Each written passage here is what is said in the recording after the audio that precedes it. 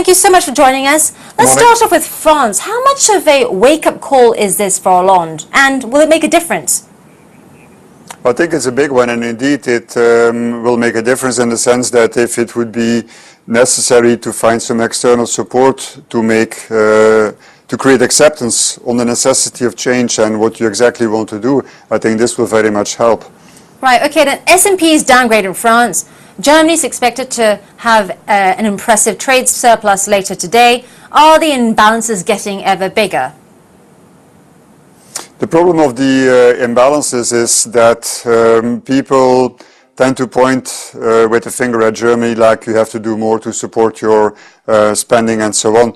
The thing is that imbalances can be structural, one because of the competitiveness of the country, the product quality, but also, for instance, the extent to which domestic residents want to save and so on. So it's very difficult to make any change there. What we have seen, though, is that in the periphery, Spain, Portugal, and even Greece have seen a very significant increase in their export numbers, strong export growth. So that means that there is some adjustment there. If people continue to look at Germany and say you have to do something, what do they expect to do? That they will run budget deficits? I mean, Draghi yesterday, it was quite interesting.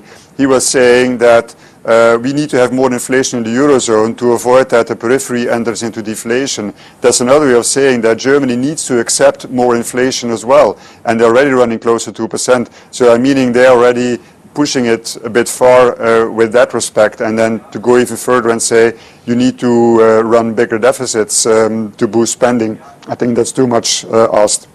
And I suppose you heard earlier about our Reuters poll, more economists seeing Draghi needing to use more firepower. How do you think this will be in the shape of, and when will it come? Well, it's very dangerous now to make any forecast on the timing because everybody was caught by surprise yesterday. This, by the way, this optionality that the ECB has in using its leeway is something that can underpin European risky assets like equities and corporate bonds. On the timing, I would suspect that the ECB will now want to see one, is there any lasting effect coming from the rate cut yesterday in respect to monetary transmission and disinflationary forces? Secondly, they also want to see what's going to happen in the US, because let's keep in mind that Eurozone strength has been an important element in the tightening of monetary conditions and in contributing to disinflation. Now, the euro is as much dependent on what's happening in the US with tapering, yes or no, as what's happening in the Eurozone in its own right. So I think they will hold off for a while. And then to see whether they will use more weapons of their artillery.